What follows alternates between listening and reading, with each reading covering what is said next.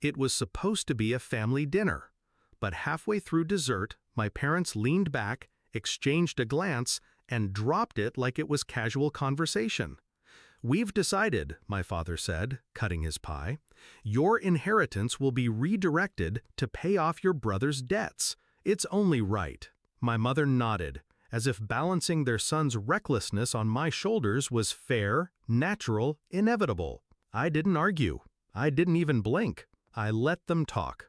Because what they didn't know, what they could never undo, was that every cent was already gone, tucked away in a trust so locked down they couldn't even breathe near it. Zero access granted.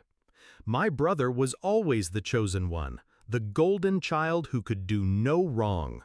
When he flunked out of school, it was bad luck. When he wrecked cars, it was boys being boys. When he borrowed money he never returned, it was, he'll figure it out. And me? I was the reliable one. Quiet, steady, the child they could count on, which really meant the one they could use. I learned early not to expect applause, but I didn't expect betrayal either.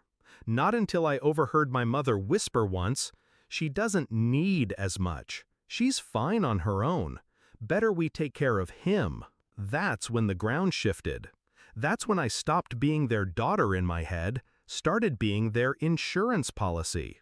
I paid attention after that, small clues stacking up. My father making calls about my assets, as if they were his to discuss. My mother asking me to sign vague family paperwork. The final crack came one evening, when I stumbled on my brother's message thread. He was laughing about it. "Don't worry, Mom and Dad will cover it. They'll use her share. She'll never say no." That was the night I stopped being quiet. I didn't confront them. I didn't shout or cry. I made a plan. Revenge wasn't about taking anything from them. It was about denying them. I contacted a lawyer. Discreet, ruthless. Together, we structured everything into a trust fund. Airtight, irrevocable, untouchable. Assets, properties, investments, every thread tied up so tightly that even if my parents tried, they couldn't pry a single stitch loose. The trustee wasn't family, not someone they could manipulate with guilt. It was a firm, professional, paid to follow rules, not feelings. I signed the last document with steady hands. Relief washed over me like cold steel. From that moment on, my inheritance wasn't theirs to decide. It was mine, forever sealed. So when they called the family meeting, I was ready.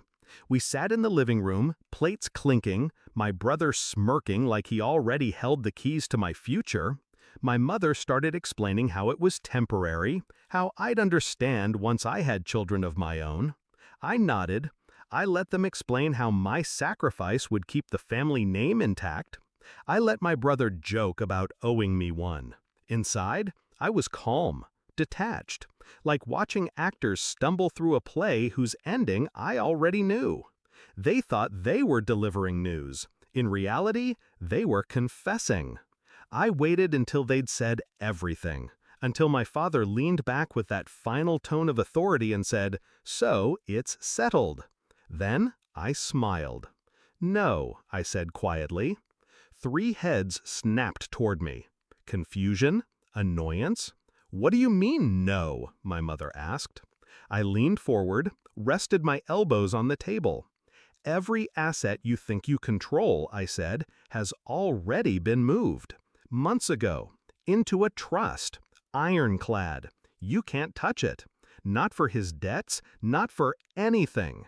My brother scoffed, tried to laugh it off. "That's not how it works." "It's exactly how it works," I cut in. "Ask any lawyer. You're broke. He's broke. And I'm untouchable." The silence that followed was heavy, delicious. My father's face darkened. My mother's lips parted in shock. My brother went pale, finally understanding that his safety net had been shredded while he wasn't looking. I didn't raise my voice. I didn't gloat. I just let the truth suffocate them. Zero access. They left soon after. No hugs, no goodbyes. My brother slammed the door on his way out. My mother muttered about betrayal. My father didn't look at me at all. When the house went quiet again, I poured myself a drink and sat in the silence they left behind. For years, they treated me like a resource, something to drain when convenient. They thought my silence was weakness. But silence isn't weakness, it's patience. And patience, when timed right, is power. Now they know. Not a single cent, not a single inch. Zero access granted.